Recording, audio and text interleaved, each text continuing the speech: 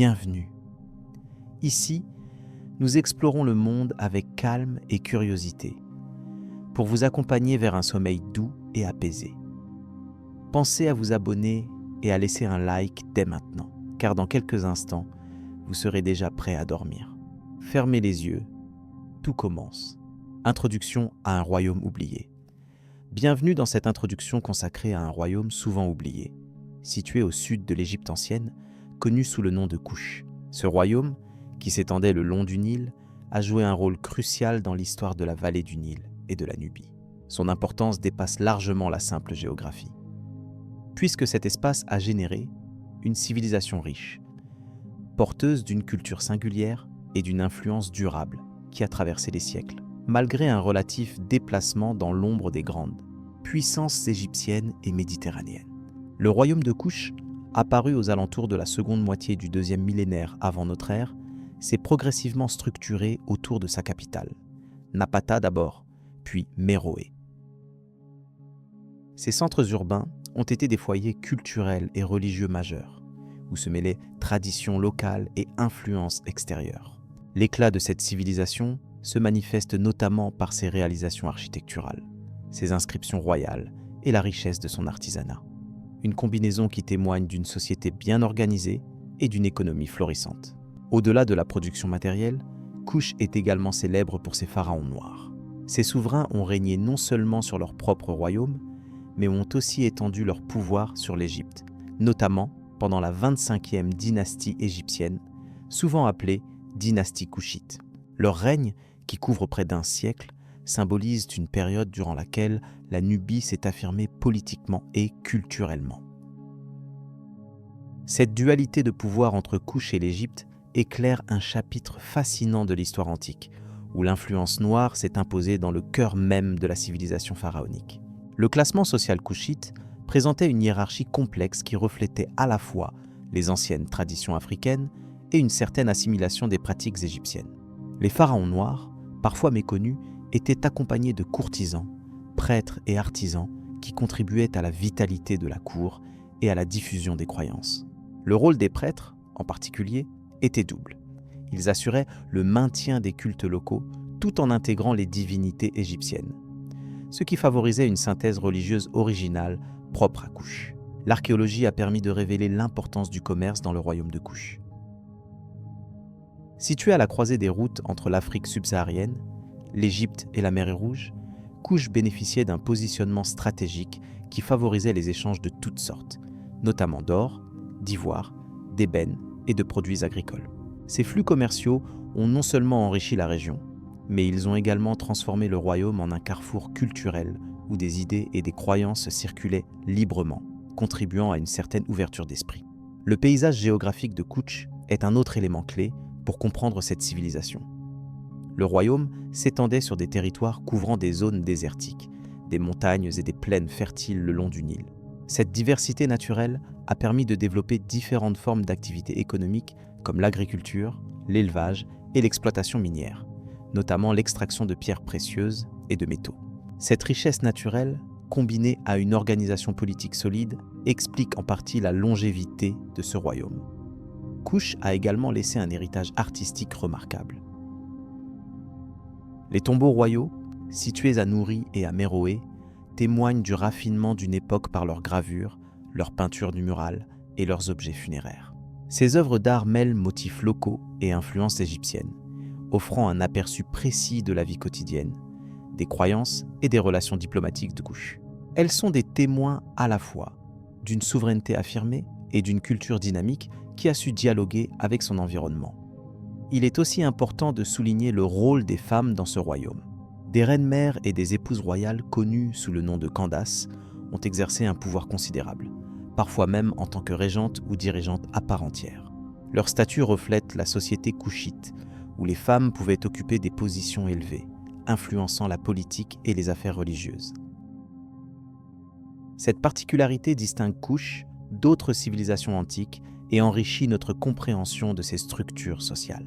L'étude du royaume de Kouch n'est pas seulement un exercice académique, c'est une invitation à revisiter une page méconnue de l'histoire africaine. Elle révèle un peuple fier, incapable de rivaliser avec ses plus grands voisins dans les domaines du pouvoir, de la religion et de la culture. En explorant les vestiges de cette civilisation, on découvre une richesse insoupçonnée qui éclaire d'un jour nouveau la complexité des interactions entre Afrique et Méditerranée dans l'Antiquité. Alors que cette introduction touche à sa fin, le voyage dans l'histoire du royaume de Kush ne fait que commencer. Nous pourrons bientôt plonger plus en profondeur dans les grands pharaons noirs, leurs conquêtes, leurs défis et les innovations qui ont marqué ce royaume unique. À travers ces récits, se dessine peu à peu le portrait d'un État qui a su s'affirmer malgré l'adversité, laissant un héritage durable qui persiste encore dans les cultures africaines contemporaines. La suite de notre exploration permettra d'approfondir ces aspects fascinants au fil des 12 parties qui révéleront les multiples facettes de ce royaume oublié. Les origines géographiques et culturelles. Le territoire historique du royaume de Kush s'étendait principalement le long du cours supérieur du Nil, une région où des plateaux arides côtoient des des vallées fertiles formées par le fleuve. Cette géographie unique a joué un rôle central dans le développement d'une civilisation distincte, façonnée par la nature, mais aussi par les échanges avec diverses cultures voisines. Les vastes étendues désertiques, tout en isolant quelque peu le royaume, n'ont jamais complètement coupé Kush du monde environnant, notamment de l'Égypte et des peuples africains du Sud. Le Nil, véritable artère de vie, traversait ces territoires arides en créant des oasis de verdure propices à l'agriculture. Les crues annuelles apportaient une fertilité indispensable pour cultiver le sorgho, le mil et d'autres céréales. Cette agriculture, bien que rudimentaire à certaines époques, a permis de soutenir des populations nombreuses et de bâtir des villages, puis des cités. Les ressources naturelles abondantes telles que l'or, le cuivre et l'ivoire ont aussi favorisé le développement économique et attiré des commerçants venus d'ailleurs. Les interactions avec l'Égypte ancienne ont profondément marqué la culture couchite dès les premiers siècles avant notre ère. Des échanges commerciaux mais aussi culturels se sont établis, notamment par le biais de la région du nouveau royaume égyptien. Kush adopta certaines pratiques religieuses et artistiques, tout en conservant ses propres traditions. Les pharaons noirs, descendants des rois couchites, ont ainsi régné sur l'Égypte pendant une période dite de la 25e dynastie, apportant un mélange unique entre ces deux civilisations. À côté des parlers nilo-sahariens, d'autres langues et dialectes africains ont influencé les populations du royaume. La diversité linguistique reflète les mouvements migratoires et les alliances politiques. Par exemple, les populations voisines des royaumes de Napata et Méroé se réunissèrent parfois autour de confédérations éphémères ou d'ententes commerciales, soulignant une certaine complexité politique bien antérieure à l'arrivée des Romains. L'environnement naturel combinait des savanes ouvertes, des forêts clairsemées et des zones désertiques, chacune offrant des ressources spécifiques comme le bétail en pâturage et le bois pour la construction. Ce caractère varié du paysage a conduit les sociétés couchites à développer des modes de vie adaptés, alternant agriculture, élevage et exploitation de ressources minières. Ces adaptations démontrent un savoir-faire qui a perduré sur plusieurs siècles, malgré des changements climatiques et géopolitiques. De plus, les rivières secondaires et les lacs de la région contribuaient à enrichir cette biodiversité et alimentèrent des réseaux d'échanges fluviaux. Ces voies d'eau facilitèrent le commerce local et transrégional, permettant le transport d'épices, de textiles, mais aussi d'artisanat en métal particulièrement prisé. Le savoir-faire des artisans couchites, notamment dans la métallurgie du fer, témoigne de techniques avancées pour l'époque, transmises de génération en génération. Sur le plan religieux, les représentations divines reflétaient en partie l'environnement naturel et les croyances ancestrales. Les cultes liés au Nil, à la fertilité des terres, ainsi qu'aux ancêtres, démontraient une compréhension fine des cycles naturels. Ces pratiques spirituelles s'inscrivaient dans un monde où chaque élément, du soleil à la terre, était investi d'une signification sacrée, contribuant à la cohésion sociale. Les fouilles archéologiques menées dans les régions de Méroé et de Napata ont révélé des monuments funéraires impressionnants, témoignant de la complexité des rituels et de l'importance accordée à l'au-delà. Ces sites offrent également des inscriptions en écriture méroïtique, encore partiellement déchiffrées, éclairant un système administratif et théologique sophistiqué. Cette écriture témoigne de l'autonomie culturelle malgré les influences extérieures. L'étude des échanges commerciaux avec les royaumes voisins permet de comprendre la portée géopolitique de Kouch. Par exemple, des objets importés de la Méditerranée orientale et de l'Afrique subsaharienne ont été découverts, suggérant que Kouch occupait une place stratégique entre différentes sphères économiques. Ces découvertes renforcent l'image d'un royaume dynamique, ouvert sur le monde et capable de s'adapter aux fluctuations des routes commerciales. Enfin, les conditions climatiques, oscillant entre périodes humides et sèches, ont influencé la mobilité des populations et la configuration des villes. Lors des phases plus arides, les communautés se regroupaient davantage autour des points d'eau, consolidant les centres urbains. Au contraire, les périodes plus humides permettaient une extension des zones cultivées et une densification démographique. Ces cycles ont façonné en profondeur le mode de vie couchite, rendant leur civilisation aussi résiliente qu'ingénieuse. Ainsi, la géographie du royaume de Kouch, avec son fleuve majestueux, ses terres contrastées et ses multiples influences culturelles, a été le terreau d'une civilisation riche et unique. Cette histoire posée et nuancée prépare à découvrir comment les pharaons noirs ont laissé une empreinte indélébile dans l'Antiquité africaine et au-delà, marquant une étape essentielle dans le récit humain que nous allons poursuivre. La formation politique du royaume. La région qui deviendra plus tard le royaume de Kouch se développa dans un contexte géographique aux conditions uniques. Les bords du Nil représentaient une source inépuisable d'eau douce, favorisant l'agriculture intensive et la sédentarisation de groupes humains qui s'étaient auparavant déplacés en raison des aléas climatiques. Dès cette période, plusieurs communautés distinctes commencèrent à émerger, cultivant non seulement la terre, mais aussi un sentiment d'appartenance et de pouvoir.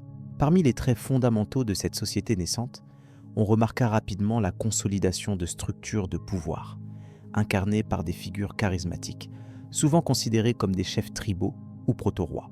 Leur autorité reposait principalement sur la maîtrise des ressources, la capacité à organiser la population pour des tâches collectives telles que l'irrigation et la défense, ainsi que sur une certaine légitimité religieuse qui s'enracina dans le culte des ancêtres et des esprits locaux.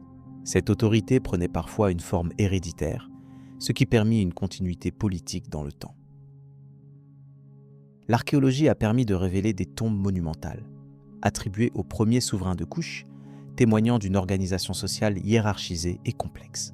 Les objets trouvés, allant des ornements en or aux armes finement travaillées, suggèrent une économie florissante et des échanges intensifs avec les peuples voisins, notamment ceux d'Égypte et de la vallée du Nil en général. Ces découvertes indiquent que les dynasties couchites avaient déjà établi un réseau d'influence bien développé. Le règne d'Anat, figure emblématique de cette période, marque une étape essentielle dans la formation de l'État. Sa gestion stratégique du territoire et des ressources permet de canaliser les forces militaires et civiles autour d'un projet commun. Anna, dont le nom évoque aussi bien la protection que la fertilité, incarne la fusion entre le pouvoir temporel et le pouvoir sacré, un modèle qui influencera durablement la politique locale. C'est aussi à cette époque que les symboles du pouvoir royal, tels que la couronne ornée de motifs spécifiques et le sceptre, furent adoptés, synthétisant l'autorité politique et spirituelle. Ces attributs s'inspirèrent des pratiques voisines, mais prirent une dimension unique, reflétant la singularité d'un royaume en pleine construction. Des lieux dits sacrés furent désignés pour l'intronisation des souverains, consolidant leur rôle légitime face aux communautés. L'intégration progressive des populations conquises ou alliées contribua à la diversité culturelle du royaume de Kouch. Cette mosaïque ethnique, loin d'affaiblir l'État, renforça au contraire sa richesse politique et sociale. Les mariages diplomatiques, les échanges culturels et la diffusion de la langue locale participèrent à cette cohésion fragile mais persistante. En s'appuyant sur un réseau d'informations et de messagers, les rois réussissaient à administrer avec efficacité un vaste territoire. Le développement des infrastructures politiques accompagna naturellement l'expansion du royaume. La construction de fortifications autour des centres urbains, la régulation de l'irrigation et la mise en place de lois coutumières servant de cadre aux relations entre individus montrent la montée en puissance d'une organisation étatique. Cette évolution, bien qu'influencée par les modèles égyptiens, s'adapta aux réalités locales et à la géographie particulière de la région. Les sources scripturaires tardives, bien que rares, évoquent une succession de règnes attribués à des figures historiques devenues légendaires. Parmi elles, la dynastie des Fonds solaires occupe une place centrale. Cette appellation symbolise la lumière du roi qui éclaire et gouverne ses sujets. Chaque souverain devait démontrer sa valeur à travers des épreuves, des alliances et parfois des conflits, consolidant ainsi l'héritage monarchique. Un autre élément fondamental fut la légitimation divine du pouvoir. Les rois furent souvent assimilés à des descendants des dieux, voire considérés comme des dieux incarnés, en particulier en période de crise, pour renforcer la fidélité de la population. Ce processus de sacralisation soulignait l'importance capitale de la religion dans la vie politique, où le roi jouait le rôle d'intermédiaire entre les humains et le divin. Les rituels associés à la prise de pouvoir impliquaient un ensemble précis d'actes, bénédictions, offrandes, processions. Ces cérémonies rythmaient la vie politique et permettaient de renouveler le contrat social entre le souverain et le peuple. Elles servaient aussi à marquer les limites du pouvoir royal, dans un équilibre fragile entre autorité et obéissance. Ces pratiques témoignent d'une sophistication culturelle remarquable, souvent sous-estimée à cause de leur éloignement géographique. Par ailleurs, la place accordée aux élites administratives ne fut pas négligeable.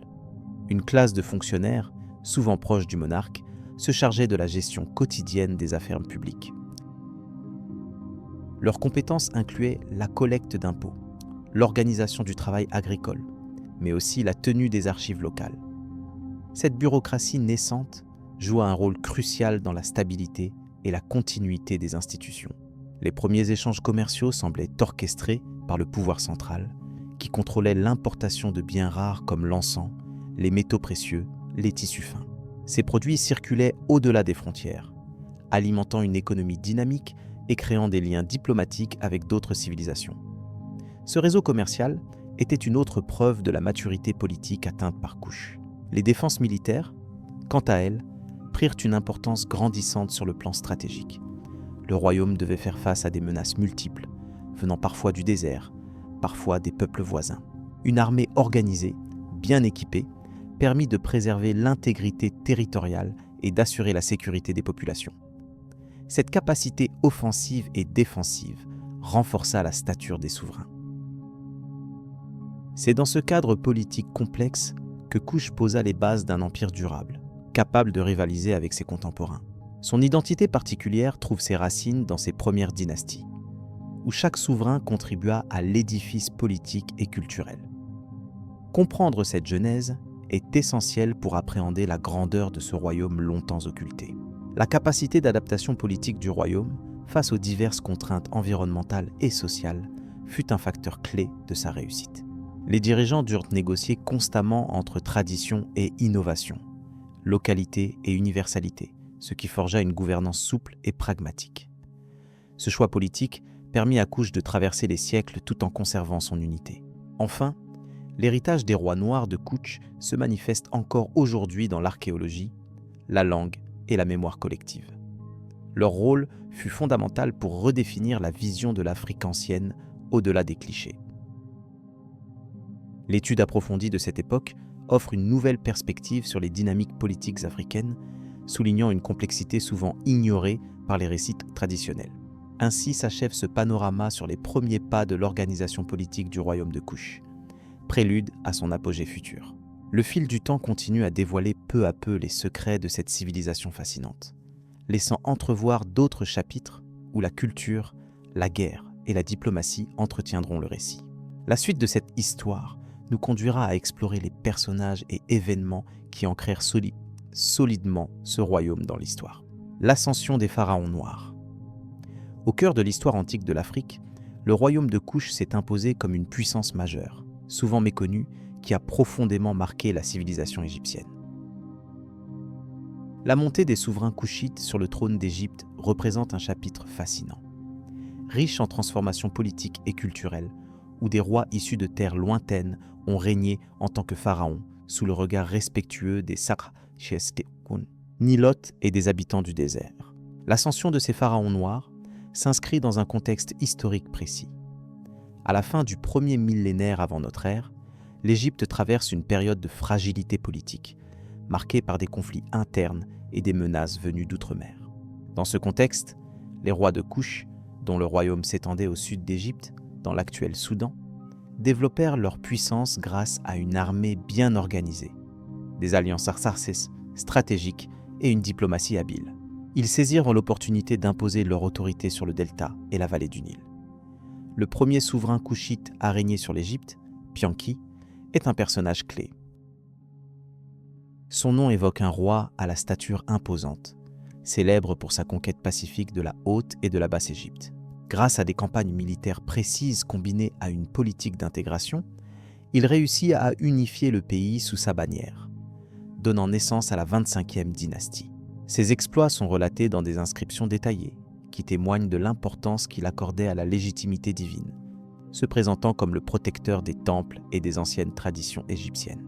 Sous Pianki et ses successeurs, la culture couchite se mêla étroitement aux pratiques égyptiennes.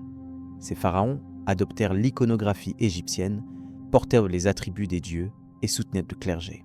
Ils firent restaurer des sanctuaires et participèrent pleinement au maintien du mat, la notion d'ordre et d'équilibre si fondamentale à la civilisation égyptienne. Toutefois, ils n'oublièrent pas leurs racines, produisant aussi un art distinctif et perpétuant des coutumes propres au royaume de Kush. Parmi les successeurs de Pianki, Taharqa demeure l'un des plus célèbres. Sa longue règne est marquée par des ambitions militaires renouvelées. Il engagea des campagnes en Syrie, soutenant les cités cananéennes contre l'avancée assyrienne, ce qui attira l'attention d'un empire puissant qui voyait en lui une menace potentielle. Taharqa fit également preuve d'une grande générosité en termes de construction publique, élevant des temples et des palais qui diffusaient une image de puissance et de stabilité à travers la vallée du Nil. Le règne des pharaons couchites fut aussi un temps d'intenses échanges culturels et religieux. Ils consacrèrent une attention particulière à Ammon, dieu suprême à Thèbes, consolidant le centre religieux et politique de l'establishment égyptien traditionnel. Cette dévotion contribua à renforcer leur légitimité auprès des prêtres et de la population locale, qui reconnurent en eux des protecteurs légitimes de l'ordre sacré et des rites millénaires. Politiquement, les souverains couchites mirent en place des systèmes administratifs efficaces. Ils confièrent des postes clés à des membres de leur propre famille ou à des alliés de confiance, favorisant une intégration progressive des élites locales couchites et égyptiennes. Cette politique permit d'assurer une loyauté durable et une gestion cohérente des territoires, en dépit des distances et des différences culturelles entre ces deux grands royaumes. L'expansion territoriale sous la 25e dynastie fut impressionnante. Si elle permit le contrôle de l'Égypte, elle s'accompagna de défis constants, notamment face à l'émergence des Assyriens, maîtres du Moyen-Orient. Les pharaons couchites durent faire preuve de diplomatie et de stratégie militaire pour repousser ces menaces, sans pour autant parvenir à conserver définitivement la totalité de leur royaume. Leur résistance demeure un témoignage de leur résilience et de leur savoir-faire militaire. Le rôle des femmes dans la dynastie couchite mérite également une attention particulière. Des reines comme Amanirenas affichèrent une influence certaine, participant aux affaires politiques et militaires. Elles démontraient l'importance du pouvoir féminin dans la société couchite, qui offrait parfois aux femmes des privilèges rares pour l'époque. Ce phénomène se manifeste notamment par la présence de femmes dans des fonctions de commandement et de diplomatie, illustrant une complexité sociale souvent négligée. L'héritage de ces pharaons noirs dépasse leur règne immédiat. Leur action permit une redéfinition des liens entre l'Afrique subsaharienne et la Méditerranée, ouvrant des voies d'échanges économiques et culturels. Le royaume de Kush resta un foyer important jusqu'à l'arrivée des civilisations grecques et romaines, mais aussi un symbole durable de l'unité possible entre différentes cultures et traditions autour du Nil. En archéologie, les fouilles des décennies récentes ont révélé de nombreux vestiges, comme la cité d'Al-Qoura ou les pyramides de Méroé, témoins de cette civilisation avancée. Ces découvertes ont contribué à renouveler l'intérêt pour les pharaons couchites, autrefois marginalisés dans les récits classiques. Elles démontrent une expertise en matière d'ingénierie et d'art, que les chercheurs s'emploient à comprendre pour mieux replacer cette dynastie dans le grand récit de l'Égypte et de ses environs. La complexité de cette période historique invite à dépasser les idées reçues et à reconnaître la richesse d'une culture qui fut à la fois héritière et innovatrice. Les pharaons couchites continuent d'inspirer tant les historiens que le grand public, car ils incarnent un pont entre les civilisations africaines et méditerranéennes, incarnant une époque où les frontières étaient mouvantes et les identités multiples. Alors que nous approchons d'une nouvelle exploration de cette histoire fascinante, il est important de garder à l'esprit l'importance de replacer ces figures dans leur contexte réel, loin des stéréotypes. Leur vie, leurs choix et leur héritage restent un témoignage vivant des interactions entre peuples divers et d'une époque où la puissance pouvait être portée par des souverains venus du cœur de l'Afrique. Cette réflexion nous conduira à découvrir plus en profondeur les influences culturelles et politiques qui ont façonné l'histoire après eux. La religion couchite et ses cultes. La religion du royaume de Couche constituait un pilier fondamental de la vie quotidienne et de l'identité culturelle de ses habitants. Contrairement à une simple collection de rites, elle formait un ensemble cohérent de croyances profondément ancrées, combinant influences propres et emprunts à la grande civilisation égyptienne voisine. Le panthéon couchite, bien que présentant des divinités analogues à celles d'Égypte, déployait une singularité notable dans les noms, attributs et symbolismes associés à ces dieux. Au cœur du système religieux se trouvait Ammon, considéré comme la divinité suprême, protecteur du royaume et guide des souverains. Sa présence était inséparable des temples majestueux, notamment celui de Napata, qui servait de centre spirituel. Les prêtres d'Amon jouaient un rôle crucial, non seulement en accomplissant les rituels, mais aussi en conseillant les pharaons noirs sur leurs décisions politiques et militaires. Le culte d'Amon exprimait l'idée d'une continuité divine et d'une légitimité sacrée pour les rois couchites qui s'appropriaient ce lien avec le divin. Aux côtés d'Amon, plusieurs autres divinités tenaient des places importantes. Parmi elles, la déesse Isis incarnait la maternité et la magie protectrice, reprenant en cela une fonction aussi chère aux Égyptiens. Son culte, cependant, prenait un visage particulier dans le royaume, soulignant davantage l'aspect protecteur des mères et des familles soumises aux aléas d'un climat et d'une géographie exigeants. Osiris, dieu de la résurrection et du jugement des morts, garantissait l'ordre cosmique. Sa figure, liée au cycle de la vie, de la mort et de la renaissance, imprégnait la pensée couchite, qui valorisait l'idée que les âmes poursuivaient une existence au-delà du monde visible. Le panthéon comprenait aussi Apédémak, un dieu guerrier propre à la religion couchite. Son image, souvent celle d'un lion ou d'un homme à tête de lion, symbolisait la force et le courage des rois noirs. Son culte était particulièrement vénéré par les soldats et les souverains, témoignant de la dimension martiale du royaume. Apédémak ne se retrouve pas dans la mythologie égyptienne classique, ce qui marque une spécificité culturelle majeure. Sa puissance était célébrée lors de fêtes et rituels où les prêtres invoquaient sa protection sur les campagnes militaires et sur la stabilité du royaume. Parmi les pratiques rituelles, la construction de temples revêtait une importance capitale. Ces lieux sacrés servèrent de théâtre à des cérémonies précises afin d'entretenir la relation entre les dieux et la population. Chaque temple possédait une salle sanctuaire où résidait la statue divine. Les prêtres effectuaient quotidiennement des offrandes de nourriture, de vin et d'encens afin de nourrir symboliquement la divinité. Ce geste répétitif affirmait la présence divine sur terre et garantissait la prospérité du royaume. Au fil du temps, certains rituels funéraires prônèrent des pratiques proches de celles des Nubiens et Égyptiens, avec néanmoins des différences notables. La prise en compte de la topographie locale modifiait les techniques d'embaumement et de décoration des tombes. Par exemple, les méditations et prières pour le défunt intégraient l'idée qu'il existe un lien entre l'âme et le Nil, qui nourrissait aussi bien les vivants que les morts. Cette connexion fluide entre la vie et la mort s'exprimait dans le choix des offrandes funéraires, souvent composées de produits agricoles locaux. La cérémonie d'intronisation des rois couchites comportait quant à elle plusieurs étapes élaborées, visant à souligner la double nature du souverain, à la fois humain et divin. Le grand prêtre jouait un rôle clé dans cette liturgie, reconnaissant officiellement le roi comme fils d'Amon. Une fois consacré, le pharaon recevait les symboles du pouvoir, tels que la couronne blanche de la Haute-Égypte et la couronne rouge de la Basse-Égypte, indiquant la réunification symbolique des terres sous son autorité. Cet acte renforçait la légitimité du monarque sur sa population et face aux puissances extérieures. Les textes religieux et les inscriptions rupestres retrouvées sur plusieurs sites révèlent une richesse doctrinale souvent méconnue. Il montre que, même dans la continuité avec l'Égypte, les théologiens couchites mettaient là l'accent sur une éthique propre, où la justice, la vérité et l'harmonie cosmique occupaient une place centrale. L'alternance entre la lutte contre le chaos et le maintien de l'ordre jouait un rôle structurant dans leur conception, reflété dans le mythe de la lutte perpétuelle entre les forces du bien et celles de la destruction. Notons aussi l'importance du culte des ancêtres, un aspect profondément enraciné dans les sociétés africaines subsahariennes, ici intégré dans le contexte des rois noirs. Les tombes royales, notamment celle de Méroé, anticipaient un culte de vénération posthume où les souverains devenaient des figures tutélaires, capables d'intervenir dans la vie des vivants. Cette perpétuation spirituelle favorisait une stabilité politique et sociale, renforcée par la croyance en une intervention divine continue.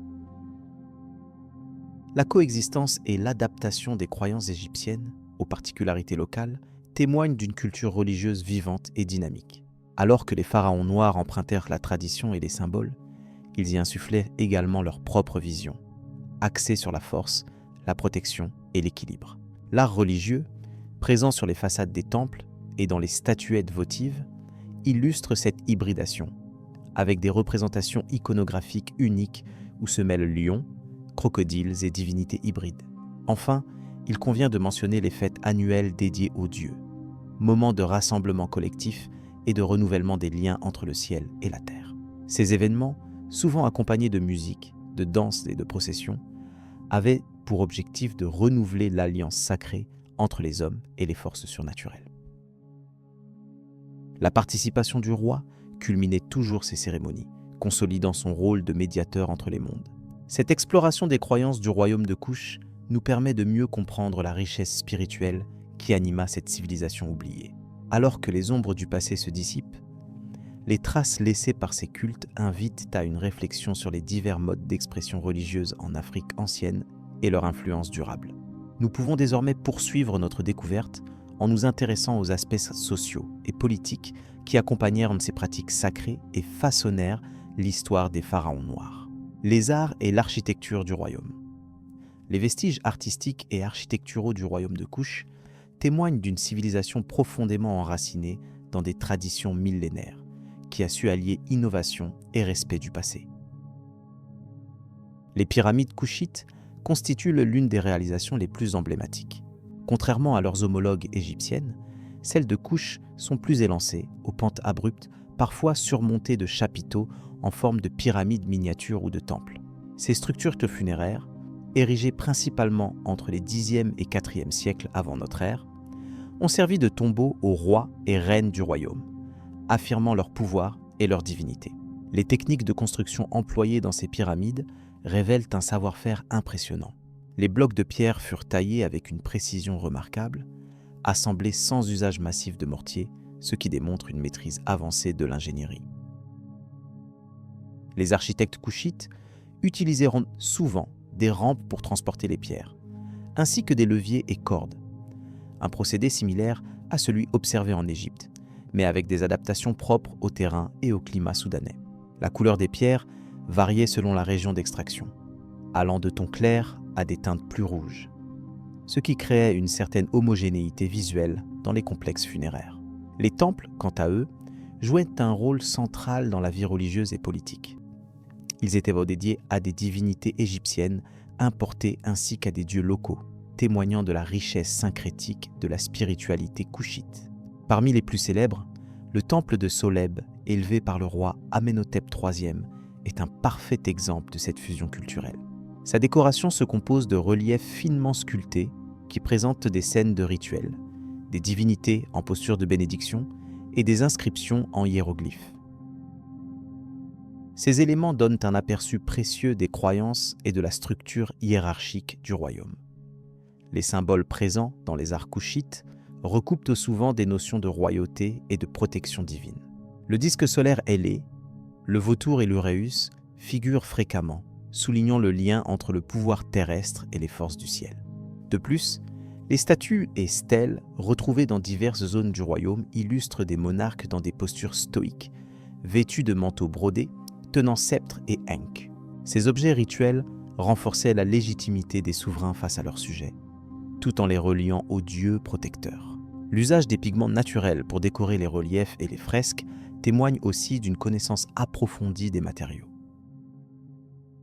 Les couleurs, souvent restées vives malgré les millénaires, étaient obtenues à partir de minéraux locaux tels que l'ocre, le lapis-lazuli importé ou le charbon de bois. Ce savoir-faire artistique s'exprime également dans la production d'objets en faïence et en métal. Les bijoux d'or et d'argent, ornés de pierres précieuses comme la cornaline ou le turquoise, démontrent la richesse économique du royaume ainsi que l'importance accordée à l'apparat. Les espaces construits s'intègrent harmonieusement dans le paysage environnant, en particulier près du Nil. L'orientation des monuments n'est pas laissée au hasard. Plusieurs temples sont alignés selon des axes solaires, ce qui traduit une volonté d'intégrer la dimension cosmique au rituel quotidien et perpétue la continuité avec les conceptions égyptiennes d'au-delà. Certaines pyramides font face à des étoiles ou constellations spécifiques, renforçant l'idée d'un destin prédéterminé pour les rois. Cette association entre architecture et astronomie en révèle la sophistication. Le rôle des artisans et des architectes dans ces œuvres ne saurait être sous-estimé. Leur habileté et leur créativité ont permis de concevoir des bâtiments résistants et esthétiques. De nombreux hiéroglyphes mentionnent des noms d'artistes ou de maîtres d'œuvre, signe d'une société qui valorisait le métier et la transmission des savoirs. La réalisation de ces monuments demanda certainement l'organisation de centaines de travailleurs, reflétant l'importance de ces projets pour la société kouchite et la centralisation du pouvoir royal. Bien que souvent moins étudié que la civilisation égyptienne voisine, le royaume de Kouch a développé une identité culturelle propre, visible dans ses arts et son architecture. Son influence s'est étendue sur une large région, jusqu'aux rives du Nil supérieur et au-delà. Aujourd'hui, les fouilles archéologiques continuent de révéler des trésors insoupçonnés, permettant de comprendre davantage les dynamiques sociales, économiques et spirituelles de ce royaume méconnu. Chaque découverte apporte un éclairage nouveau sur la vitalité d'une culture qui a transmis son héritage à travers les âges. La relation entre les constructions de Kouch et les échanges commerciaux est également remarquable.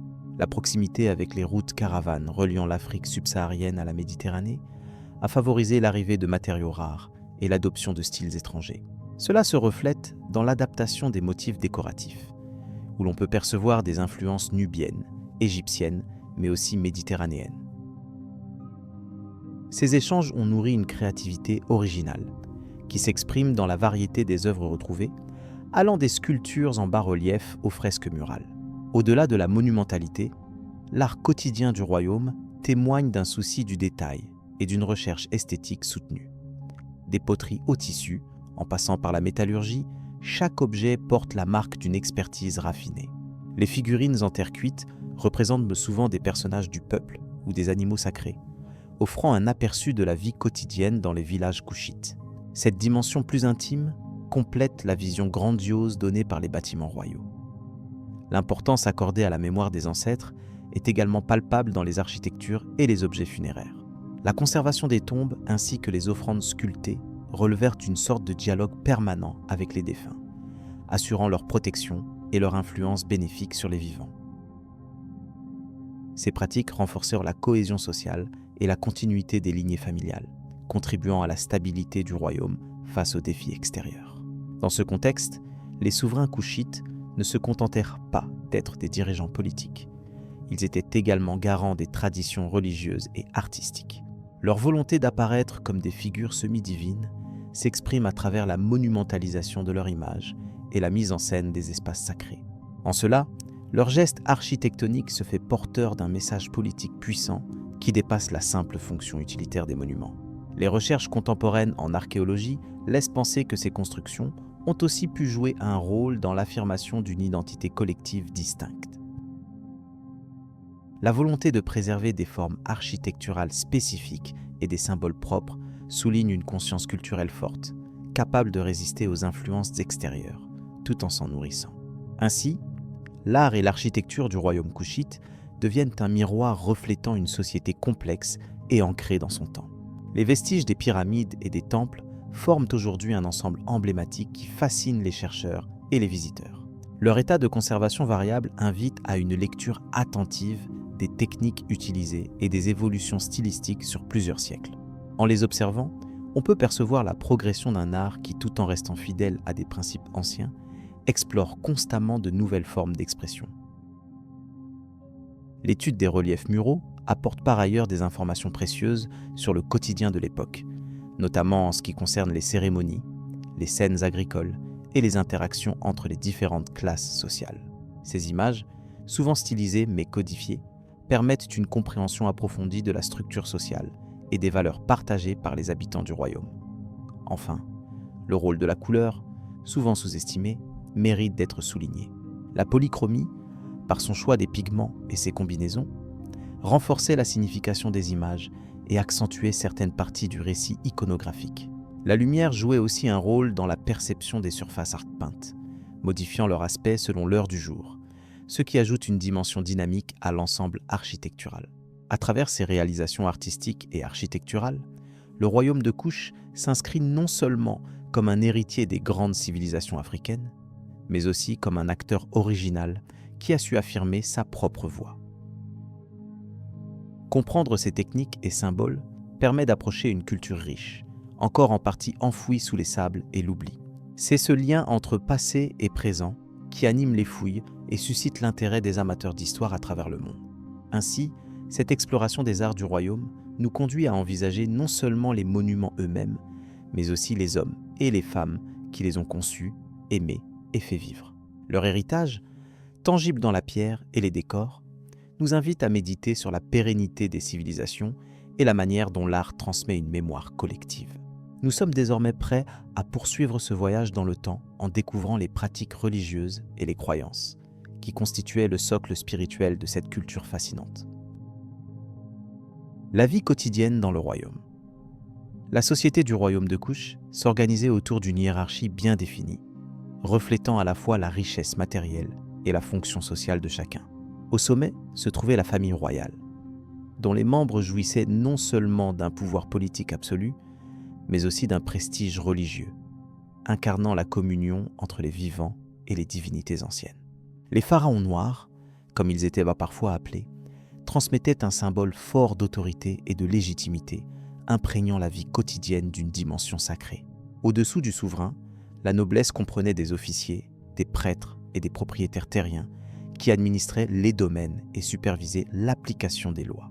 Leur place dans la société leur permettait d'accéder à une éducation raffinée, souvent centrée sur l'écriture hiératique et les savoirs religieux. Ces élites se distinguaient aussi par leur participation aux rituels et aux cérémonies, éléments essentiels pour maintenir l'ordre cosmique et social au sein du royaume kushite. La majorité de la population était constituée d'artisans, de commerçants, d'agriculteurs et de bergers, chacun jouant un rôle indispensable dans le fonctionnement économique et social.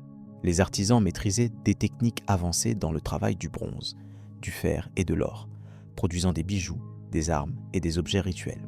Leur savoir-faire se transmettait souvent de génération en génération au sein des guildes, assurant la continuité des traditions artisanales et leur adaptation aux besoins changeants. Les paysans formaient la base de cette société, travaillant les terres fertiles le long du Nil et ses affluents.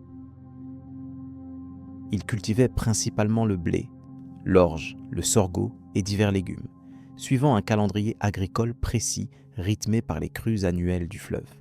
Leur vie était étroitement liée à ces cycles naturels, qui dictaient non seulement leur travail, mais aussi leurs fêtes et leurs pratiques spirituelles, dédiées au maintien de la fertilité des sols et à la protection contre les forces néfastes. Les commerçants jouaient un rôle clé dans l'échange des biens, reliant les différentes régions du royaume et des territoires voisins tels que l'Égypte, la Méditerranée et l'Afrique intérieure. Ils transportaient l'ivoire, l'or, la porcelaine et les textiles précieux, assurant une circulation de richesses et d'idées qui enrichissaient la culture kushite. Les marchés locaux étaient des lieux d'animation sociale, où s'entremêlaient langues, savoirs et techniques commerciales diverses. Les traditions spirituelles imprégnaient toutes les activités quotidiennes. Les habitants vénéraient un panthéon complexe où divinités africaines et égyptiennes se mêlaient. Le culte des ancêtres occupait une place centrale, reliant vivants et morts par des rites de protection et d'offrande. Ces pratiques démontraient une conception du temps cyclique et une interdépendance entre les êtres, la nature et le cosmos, assurant ainsi la pérennité de la communauté. Les femmes participaient pleinement à la vie économique et sociale, assumant des rôles variés selon leur classe. Certaines administraient des commerces, cultivaient des jardins ou préparaient des produits artisanaux. D'autres portaient des responsabilités dans les rites religieux, notamment comme prêtresses ou gardiennes de sanctuaires, témoignant d'une place reconnue dans le domaine spirituel. Le mariage et la famille formèrent des fondations solides pour la transmission des biens et des savoirs. Les enfants étaient éduqués dès le plus jeune âge aux savoirs nécessaires pour leur avenir, selon leur statut. Les fils des nobles apprenaient à lire, écrire et maîtriser les coutumes légales, tandis que les enfants des artisans recevaient une formation technique. Cette éducation assurait la continuité des compétences essentielles à la vie du royaume, favorisant la reproduction sociale et le maintien d'une certaine stabilité structurelle. Les loisirs prenaient la forme de musique, de danse et de jeux variés, souvent liés aux festivités religieuses ou aux rassemblements communautaires. Les instruments traditionnels accompagnaient les chants, évoquant la vie quotidienne, les exploits des ancêtres ou les louanges aux dieux. Ces moments de détente contribuaient à renforcer les liens sociaux et à célébrer la culture couchite dans sa diversité et sa richesse. La vie matérielle témoignait d'un savoir-faire remarquable. Les habitations, simples mais pratiques, étaient construites en briques d'argile séchées, souvent décorées avec des motifs géométriques. Les vêtements, essentiellement en lin ou en coton, étaient adaptés au climat chaud et humide. Les bijoux en or et en pierres semi-précieuses, portés par les élites, reflétaient non seulement une esthétique raffinée, mais aussi des croyances liées à la protection et au statut. La médecine pratiquée intégrait à la fois une connaissance empirique des plantes médicinales et une dimension spirituelle, où les prêtres guérisseurs jouaient un rôle important. Ces derniers combinaient traitements physiques avec incantations pour lutter contre les maladies et les influences maléfiques. La santé était perçue comme un équilibre fragile entre le corps, l'esprit et les forces invisibles, soulignant la complexité de la pensée médicale couchite. Les routes et les voies navigables favorisaient la circulation des personnes et des marchandises. Les bateaux à voile sur le Nil facilitaient les échanges et la communication entre les centres urbains et les villages isolés. La navigation était une compétence valorisée, mêlant connaissance technique et observation attentive des phénomènes naturels, renforçant la connexion profonde entre les habitants et leur environnement. L'organisation administrative reposait sur une structure complexe de fonctionnaires, chargés de collecter les impôts, de superviser les travaux publics et d'assurer la justice. Ces agents du pouvoir, souvent issus de la noblesse, jouaient un rôle essentiel pour le maintien de l'ordre et la gestion des ressources, garantissant le fonctionnement harmonieux de cet État ancien et puissant. Leur présence traduisait l'importance d'un appareil centralisé efficace. Les croyances funéraires occupaient une place majeure dans la société. Les tombes royales et nobles, richement pourvues d'objets et d'inscriptions, témoignaient du désir d'assurer une survie dans l'au-delà.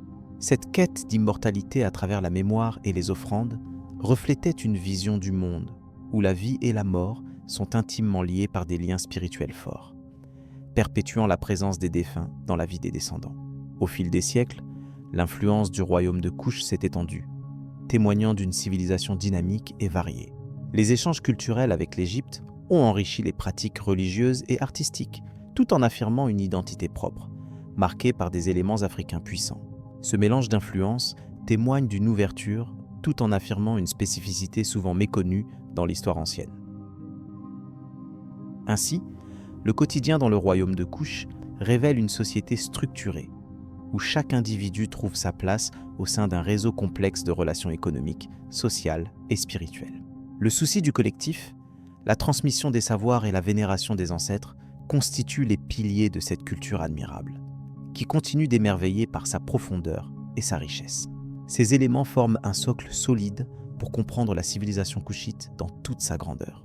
Alors que nous quittons la vie ordinaire de ce royaume, il est temps de tourner notre attention vers les événements politiques qui ont façonné son histoire et permis à ses souverains de laisser une trace durable dans les annales anciennes. Le commerce et les échanges internationaux. Les territoires du Kush, situés entre le Nil et le désert, ont toujours été un carrefour d'échanges économiques complexes et dynamiques. Dès l'époque des premiers royaumes, les populations couchites ont su exploiter leur position géographique stratégique pour établir un réseau commercial étendu. Les routes sillonnèrent le sud et le nord, reliant le royaume à l'Égypte antique, à l'Afrique subsaharienne et au royaume méditerranéen. Ces échanges étaient essentiels pour le développement et la prospérité de la région. Les relations commerciales du Kouch ne se limitaient pas à de simples transactions. Elles comprenaient des échanges de biens précieux, comme l'or extrait des mines de Nubie, ainsi que des produits agricoles tels que le millet, qui nourrissaient la population locale et servaient à alimenter les marchés. L'ivoire et l'encens, prisés dans le monde antique, provenaient aussi de vastes zones forestières entre le Nil et la mer Rouge, démontrant l'étendue géographique de ces circuits commerciaux. Le transport des marchandises se faisait surtout par voie fluviale, grâce au Nil, qui agissait comme une artère naturelle facilitant les échanges. Les embarcations utilisées étaient adaptées aux conditions du fleuve et permettaient l'acheminement de lourdes cargaisons sur de longues distances. Ce système efficace garantissait une connexion régulière avec les ports de la Méditerranée et les sites commerciaux de l'Afrique orientale, multipliant ainsi les opportunités de trafic. Les échanges s'étendaient également aux idées et aux techniques, contribuant à une influence mutuelle palpable dans l'artisanat et les méthodes agricoles. Par exemple, les Kouchites adoptèrent des savoir-faire égyptiens en matière de métallurgie, tout en développant leur propre style artistique visible sur les objets retrouvés dans les tombes royales. Cette fusion culturelle montrait l'importance des interactions commerciales non seulement économiques, mais aussi sociales. Parmi les produits importés du Nord, on trouvait le blé et l'épice qui venaient d'Asie, transportés à travers des chaînes de commerçants intercontinentaux. Le réseau reliant le Kouch à ces régions plus éloignées passait souvent par les ports de la mer Rouge, point d'entrée stratégique pour les échanges entre l'Afrique, l'Arabie et l'Inde. Ces flux commerciaux font du royaume couchite un acteur essentiel dans le commerce international de l'époque. L'or reconnu du Kouch était prisé bien au-delà des frontières du royaume. Les richesses minières contribuaient à la puissance économique des souverains connus sous le nom des pharaons noirs. Cette appellation souligne le prestige dont jouissaient ces dirigeants, mêlant héritage égyptien et identité africaine propre. Leur autorité s'appuyait notamment sur ces richesses qui permettèrent de financer les constructions et d'entretenir une armée efficace, garantissant la paix nécessaire aux échanges. Les caravaniers qui sillonnaient les routes commerciales étaient des acteurs clés. Leurs expéditions traversaient des territoires parfois hostiles, ce qui exigeait une organisation rigoureuse et des protections militaires. La variété de marchandises transportées reflétait la diversité des ressources disponibles, du métal au textile, en passant par les matériaux exotiques comme les plumes rares. Chaque caravane représentait une microcosme économique et culturel du royaume couchite. Les contacts fréquents avec l'Égypte, en particulier sous la dynastie des pharaons noirs, ont renforcé les liens commerciaux. Les royaumes échangeaient non seulement des marchandises, mais aussi des diplomates et des artisans, favorisant un transfert technologique constant.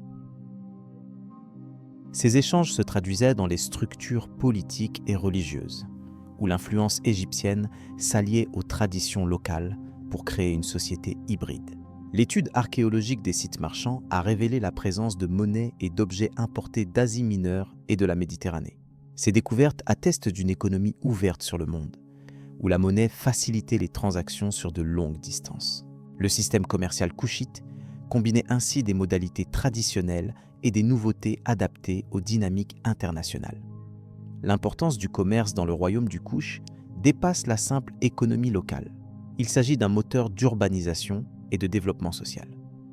Les villes commerçantes accueillaient artisans, marchands et diplomates, créant des espaces de rencontres multiculturels. Ces agglomérations favorisèrent la circulation des idées et des pratiques commerciales, enrichissant le tissu social et économique. Au fil des siècles, les relations commerciales ont évolué en fonction des alliances politiques et des fluctuations des puissances régionales.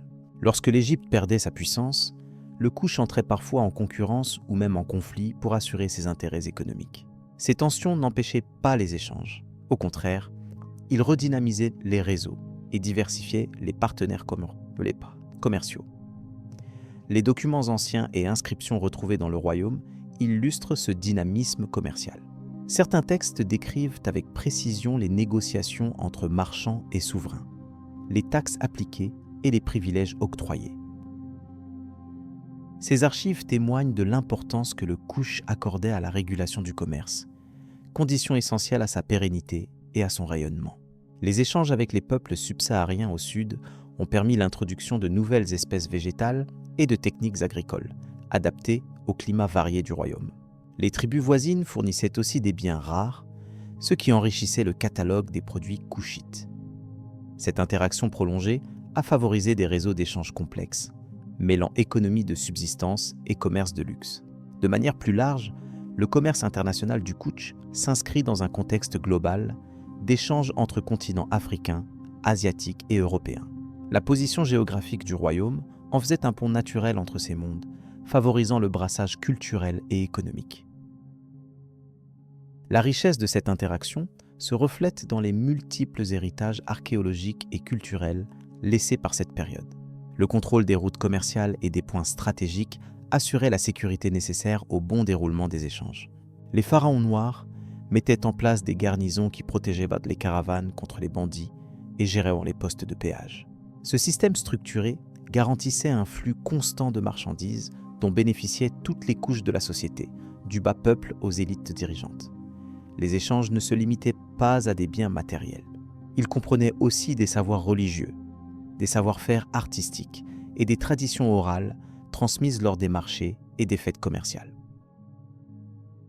Ces interactions ont façonné la culture kouchite de façon durable, ajoutant à sa profondeur et à sa diversité. Les témoignages retrouvés dans les tombes royales révèlent certains objets importés, comme des tissus précieux et des pierres semi-précieuses, symboles de statut et de pouvoir. Ces éléments illustrent la capacité du Kouch à s'insérer dans un réseau global, absorbant et adaptant les influences d'extérieur pour renforcer son identité propre. En fin de compte, le commerce et les échanges internationaux ont constitué la colonne vertébrale de l'économie kouchite. Ils ont permis au royaume de se développer, de s'enrichir et de jouer un rôle important dans l'histoire ancienne de l'Afrique. Ces réseaux ont créé une dynamique qui a transcendé les frontières, ouvrant la voie aux interactions futures avec les peuples voisins et lointains. Cette histoire montre que le Kouch n'était pas une puissance isolée, mais un acteur engagé dans un système complexe et interconnecté. Par la richesse de ses échanges économiques, il a laissé une empreinte durable dans l'histoire, à la fois locale et mondiale. Cette étape se poursuit avec d'autres aspects qui révéleront encore plus l'essence de ce royaume fascinant. Les défis militaires et défense du royaume. Les conflits auxquels le royaume de Kouch a été confronté témoignent de la complexité et de la richesse de sa stratégie militaire. Dès les premiers siècles avant notre ère, cette civilisation a dû défendre ses territoires contre des envahisseurs venus du nord, attirés par la prospérité de la région. Ces conflits étaient caractérisés par une organisation rigoureuse des troupes, qui combinait infanterie et cavalerie légère, ainsi que des unités spécialisées dans la reconnaissance et la défense des frontières. La géographie du royaume, située entre le Nil et les déserts environnants, influençait la mobilité des armées, favorisant les tactiques d'embuscade et de défense en profondeur. Un choix prudent face à la supériorité numérique souvent constatée chez les adversaires. Les rois de Kouch employaient une diplomatie avisée pour consolider leur position militaire. Les alliances stratégiques avec des puissances voisines, comme l'Égypte et divers royaumes nubiens, permettaient d'échanger des ressources, des informations et parfois des troupes. Un exemple notable est la collaboration qui existait avec les pharaons égyptiens au cours du IIe siècle avant notre ère, lorsque des forces kouchites furent intégrées à des campagnes communes contre des envahisseurs étrangers. Cette coopération, si elle reposait sur un équilibre délicat, assurait une certaine stabilité régionale et renforçait la défense mutuelle. Les fortifications naturelles et construites jouaient un rôle central dans la défense du royaume. Des murs épais et des citadelles bien situées protégeaient les grandes villes et les chars royaux, trusted comme lieu de refuge en cas de guerre. Certaines forteresses, comme celles établies près de Méroé, étaient conçues pour résister à des sièges prolongés, avec des réserves d'eau et de nourriture soigneusement gardées. Ces constructions témoignent de la connaissance approfondie qu'avaient les architectes de Kouch en matière de défense, ainsi que de l'importance accordée à la protection des centres politiques et économiques vitaux. Les batailles elles-mêmes font l'objet de récits reflétant le courage et la discipline des soldats kouchites. L'affrontement le plus célèbre reste celui contre les troupes romaines dans le courant du 1er siècle après notre ère. Une lutte dans laquelle les Koushites, sous la conduite du roi Natakamani, repoussèrent avec succès plusieurs incursions. Ce conflit marquait un tournant, car il démontrait l'efficacité des tactiques de guérilla et du savoir-faire local face à la puissance d'une armée bien équipée. La résistance de Kouch fut non seulement militaire, mais aussi culturelle, affirmant une identité forte à travers ses victoires. Les armes utilisées par ces guerriers reflétaient une technologie avancée pour leur temps. Arcs composites, lances à pointe de fer et boucliers souvent décorés d'emblèmes royaux constituaient l'armement de base. Les archers, en particulier, bénéficiaient d'un entraînement intensif, leur permettant d'atteindre leur cible avec une précision remarquable, même en mouvement. Les chevaux jouent un rôle essentiel dans la mobilité des troupes, permettant d'exécuter des manœuvres rapides et d'exploiter la connaissance du terrain. Cette efficacité logistique offrait souvent un avantage décisif, particulièrement dans les combats qui s'étalaient sur de vastes espaces ouverts. L'organisation militaire reposait sur une hiérarchie claire. Le roi était à la fois chef politique et commandant en chef des armées. Sous son autorité, plusieurs généraux, souvent issus de la noblesse kouchite, disposaient de divisions spécifiques chargées d'opérations précises. Cette structure rigide favorisait la coordination et la discipline, indispensables dans la gestion d'une armée en campagne.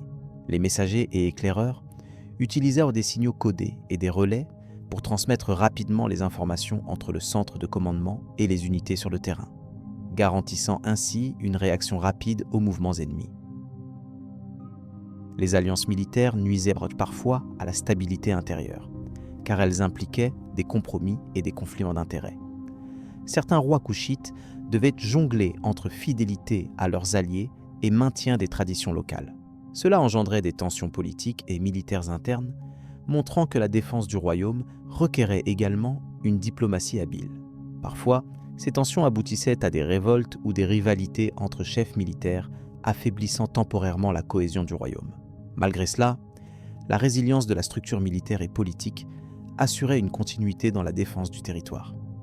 Les batailles défensives demeuraient la stratégie privilégiée. Plutôt que de chercher à conquérir, le royaume s'efforçait de repousser les incursions et de maintenir ses frontières. Les défenseurs exploitèrent les particularités du terrain, avec des combats souvent localisés dans des zones où les forces ennemies perdèrent leur supériorité numérique. Cette posture prudente favorisait la survie à long terme du royaume face à des empires plus vastes.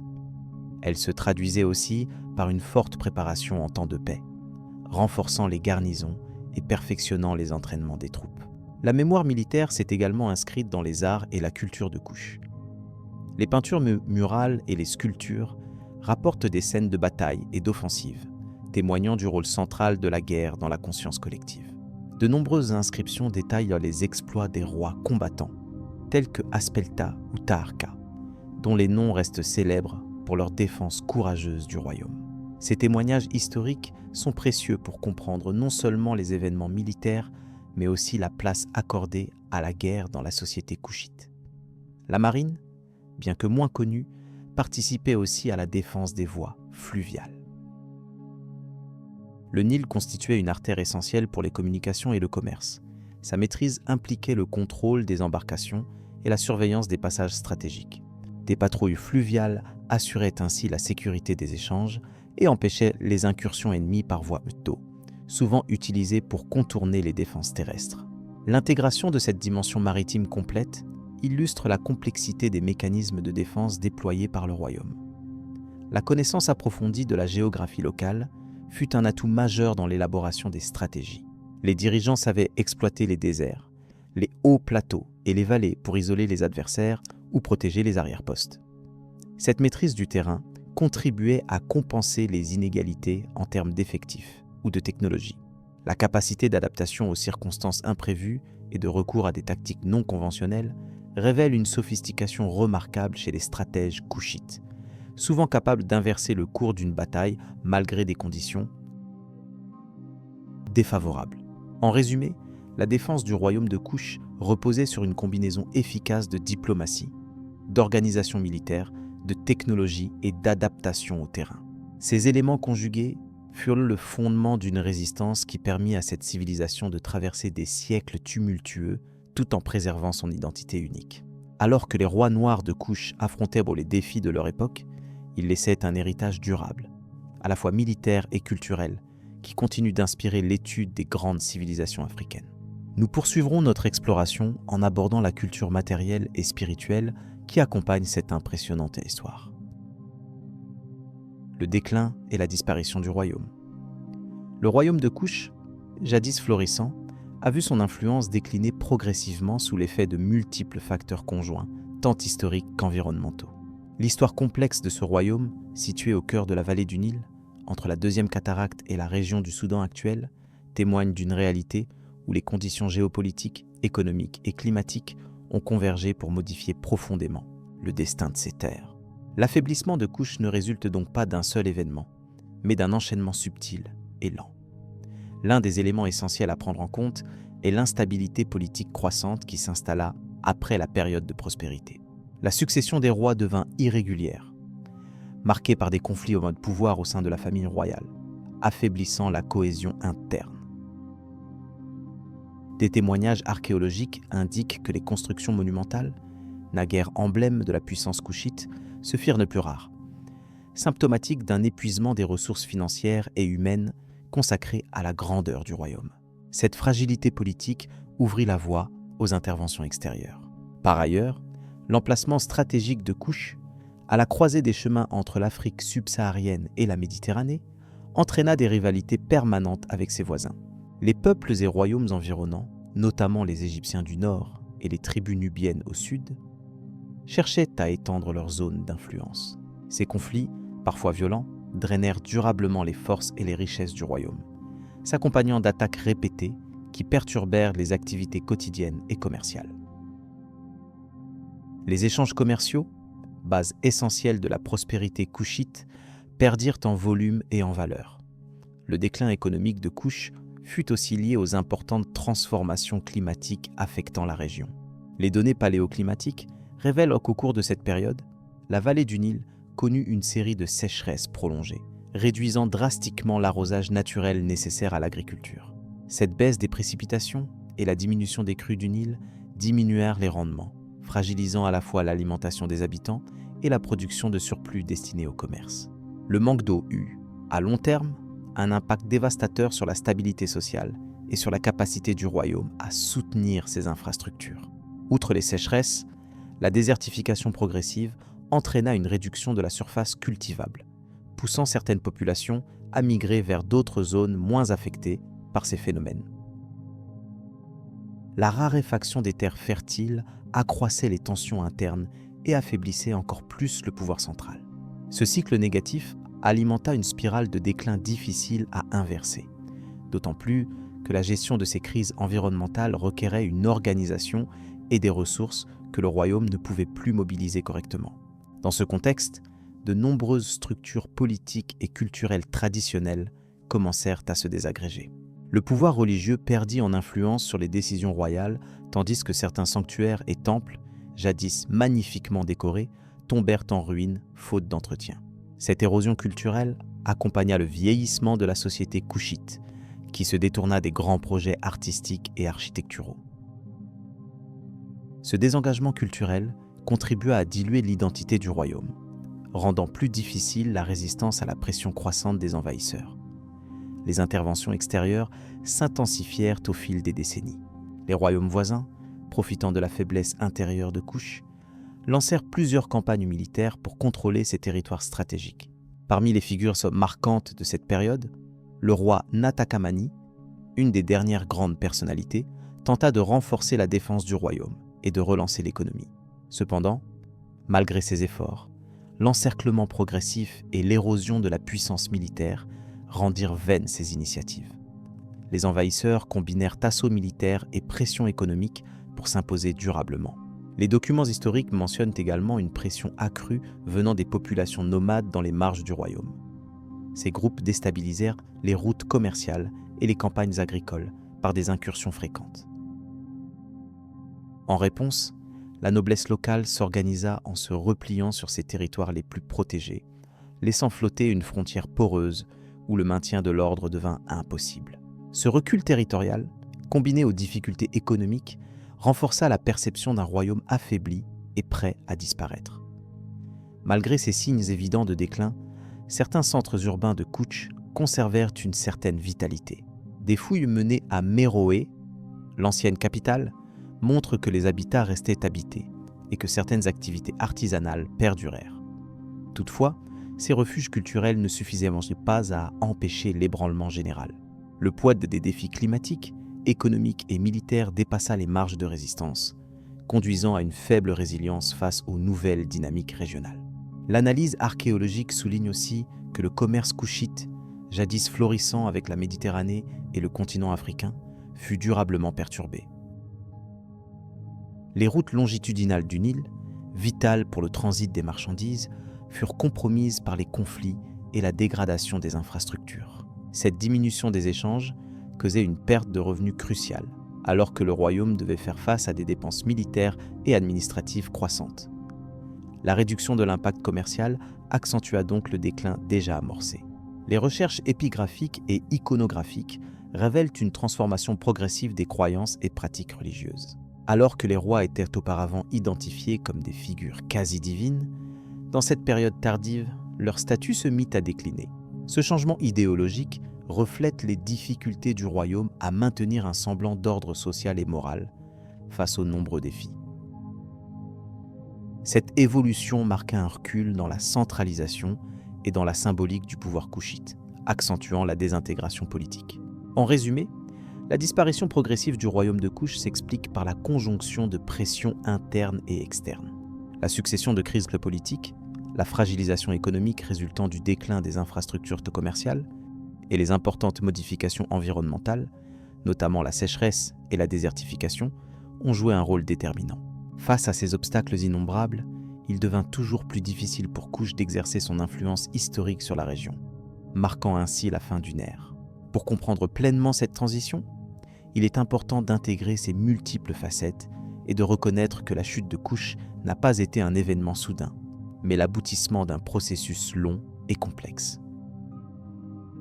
Ce regard offre une nouvelle lecture de l'histoire africaine ancienne, mettant en lumière les liens insoupçonnés entre facteurs naturels et actions humaines, entre pouvoir et environnement. Il ouvre aussi la voie à la compréhension des transformations à venir dans les régions voisines. Avec ces éléments en tête, il devient pertinent d'explorer ensuite les traces laissées par ce royaume disparu, tant dans l'archéologie que dans la mémoire culturelle des populations actuelles. Ces vestiges offrent un écho profondément humain des événements passés, permettant d'entrevoir la richesse et la complexité de cette civilisation oubliée. Le récit peut alors se poursuivre en abordant l'héritage laissé par les souverains de Kouch et la manière dont leur histoire influence encore aujourd'hui la région. La redécouverte archéologique. Au cours du XIXe siècle, l'intérêt des archéologues européens pour l'Afrique s'est accru, notamment pour les civilisations moins connues. Le royaume de Kouch, situé au sud de l'Égypte antique, a longtemps été éclipsé par les grandes découvertes égyptiennes classiques. Pourtant, dès les premières explorations, certains vestiges ont attiré l'attention d'explorateurs et de savants passionnés.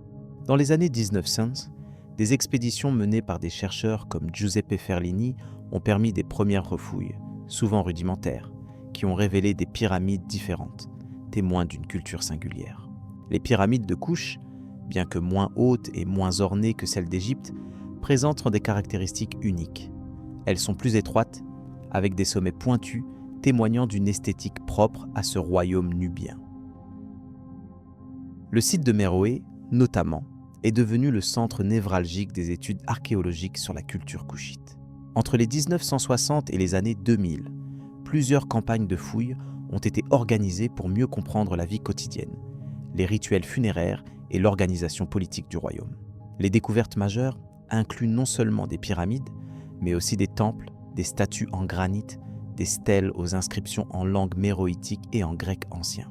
Ces objets ont révélé un royaume à la fois influencé par l'Égypte et indépendant dans ses choix culturels et religieux.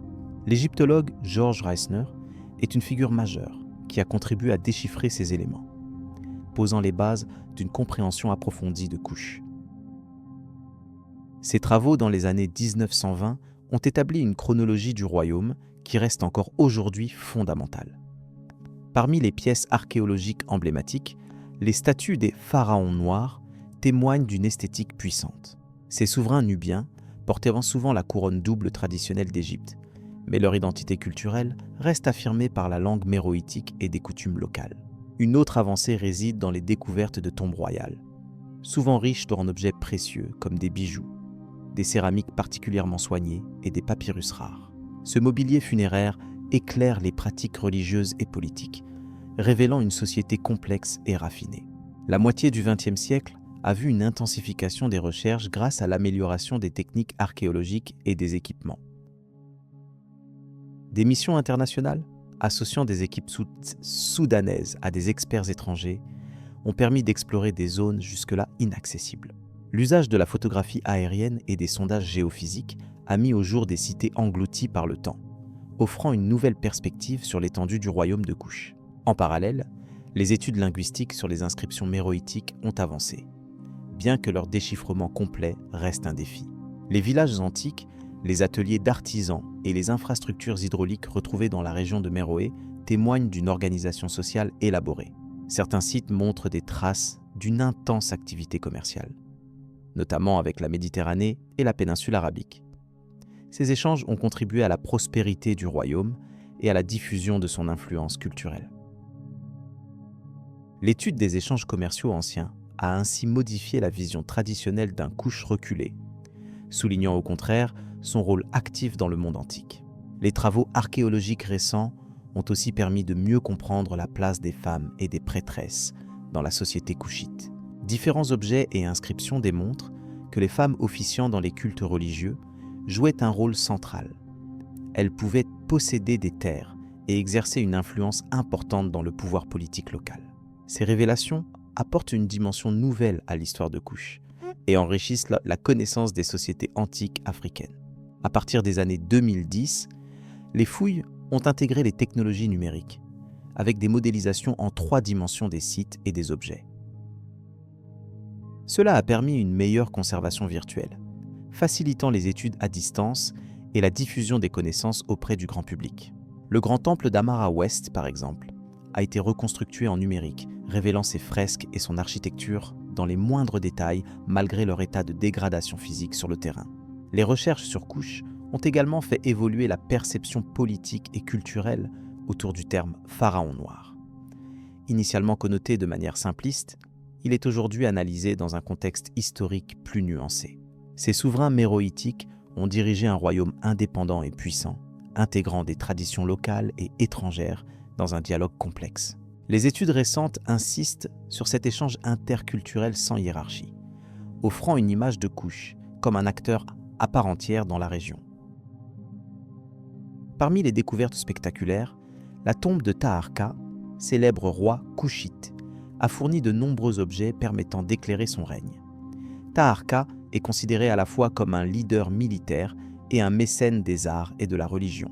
Sa reconnaissance dans divers textes égyptiens et bibliques enrichit la compréhension des relations entre Kush et ses voisins. Sa tombe, fouillée minutieusement, a livré des œuvres en ivoire, des amulettes et des reliques rares témoignant d'un riche cérémonial funéraire. L'implication des chercheurs soudanais modernes a transformé les fouilles en une collaboration internationale respectueuse des patrimoines locaux. Ils apportent un regard nouveau sur l'archéologie nationale et encouragent la restitution des objets vers leur pays d'origine. Cette démarche participe au renouvellement de la fierté culturelle autour du royaume de Kush, longtemps marginalisé dans les récits historiques mondiaux. En conclusion, la redécouverte archéologique du royaume kushite est une aventure scientifique fascinante, révélant une civilisation oubliée mais essentielle. La richesse des sites, la singularité des objets et la complexité des textes invitent à repenser l'histoire de l'Afrique ancienne et à élargir notre compréhension des dynamiques culturelles du passé. Cette quête continue d'inspirer les archéologues et passionnés, promettant encore de nombreuses révélations dans un avenir proche. Nous pouvons maintenant envisager plus en détail les aspects religieux et artistiques de ce royaume essentiel. L'héritage du royaume de Kush aujourd'hui. Les recherches contemporaines, souvent concentrées sur les grands empires méditerranéens, redécouvrent peu à peu la place centrale qu'a occupée Kush dans l'histoire de l'Afrique et du monde antique. Les dynasties de souverains noirs, parfois appelées pharaons noirs, incarnent une continuité politique et culturelle remarquable qui a traversé plusieurs millénaires.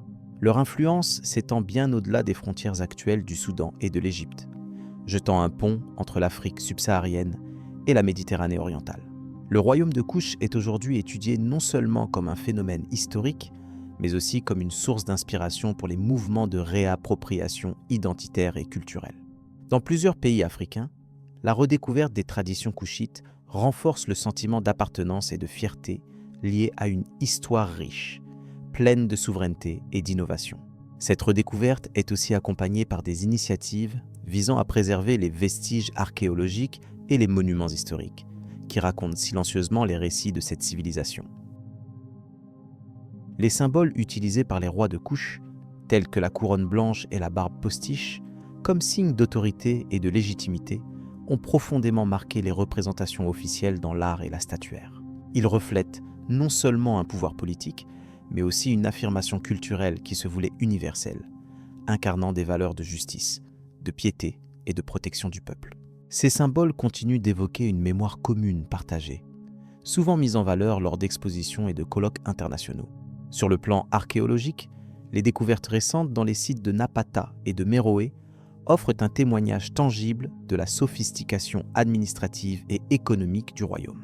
Les pyramides, bien que plus modestes que celles d'Égypte, illustrent un savoir-faire architectural exceptionnel.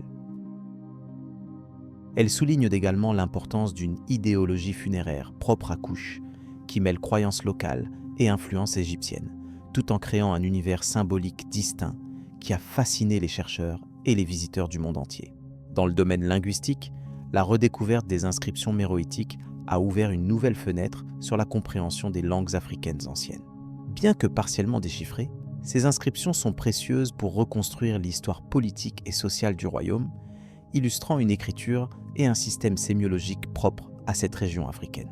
Elles constituent aujourd'hui un objet d'étude majeur pour les linguistes et les historiens, cherchant à retracer les échanges culturels et les dynamiques internes de l'Empire. L'influence du royaume de Kouch dépasse également le cadre des sciences humaines et sociales pour toucher des domaines artistiques contemporains. Peinture, sculpture, musique et littérature explorent régulièrement cette thématique afin de rendre hommage à un empire longtemps méconnu mais d'une grande importance symbolique. Des artistes africains et diasporiques s'inspirent des motifs et des récits kouchites pour créer des œuvres où le passé rencontre le présent, offrant ainsi une continuation vivante de cette culture ancienne. Les enjeux de mémoire autour du royaume de Kouch s'inscrivent aussi dans un dialogue global sur la restitution et la reconnaissance des patrimoines africains. Au moment où les institutions muséales et universitaires repensent à leurs approches, Kouch devient un cas emblématique des débats sur la décolonisation des savoirs et des collections. La visibilité accrue accordée à cette civilisation contribue à rééquilibrer les récits historiques en valorisant une histoire africaine riche, complexe et autonome. Par ailleurs, Kouch exerce une fascination particulière pour les historiens des religions, par la manière dont ses croyances ont fusionné des éléments autochtones avec des influences venues d'Égypte et du Proche-Orient. Cet syncrétisme religieux offre un exemple rare d'adaptation et d'originalité dans un contexte ancien, où la diversité des cultes reflète la pluralité des identités et des rapports de pouvoir. Étudier ce royaume, c'est aussi comprendre le processus de formation des mondes religieux antiques. Les divers récits mythologiques et historiques transmis à travers les siècles, notamment via des inscriptions et des textes grecs ou égyptiens, ont souvent raconté Kouch sous un prisme exotique ou réducteur. La tâche des chercheurs modernes consiste à rétablir une image plus juste, fondée sur des analyses rigoureuses et interdisciplinaires. Cette démarche contribue à combattre les stéréotypes et à ouvrir la voie à une histoire plus inclusive, où chaque culture trouve sa juste place. L'exploration continue du territoire kouchite, grâce aux technologies modernes telles que la télédétection et l'imagerie satellite, révèle de nouvelles données sur l'étendue et l'organisation du royaume. Ces outils transforment considérablement la façon dont nous comprenons son développement urbain et rural, ses réseaux commerciaux et ses interactions avec les peuples voisins. Cette avancée scientifique invite à réévaluer régulièrement les connaissances accumulées et à affiner les interprétations. Enfin, le royaume de Kush invite à une réflexion profonde sur les notions de pouvoir, d'identité et de mémoire collective. En renouant avec cette histoire oubliée, il devient possible de percevoir la complexité et la richesse des civilisations africaines anciennes comme des acteurs majeurs dans la construction du patrimoine mondial. Ce royaume noir, qui fut à la fois conquérant et créateur, continue de nourrir une mémoire vivante dans l'imaginaire contemporain et dans les projets culturels à venir. Ainsi, l'héritage de Kush, loin d'être figé dans le passé, demeure un véritable ferment pour les sociétés actuelles désireuses de comprendre leurs racines profondes. Son étude, multidimensionnelle et en constante évolution, incarne un pont entre les temps anciens et nos aspirations modernes. Ce voyage dans le temps, à travers les vestiges et les récits, ne cesse de révéler des surprises et d'alimenter une connaissance plus riche et diversifiée de notre histoire commune, préparant le terrain pour les découvertes futures. Voilà pourquoi l'histoire de Kush mérite une attention renouvelée et un engagement continu, jusqu'à la prochaine exploration de son mystère fascinant.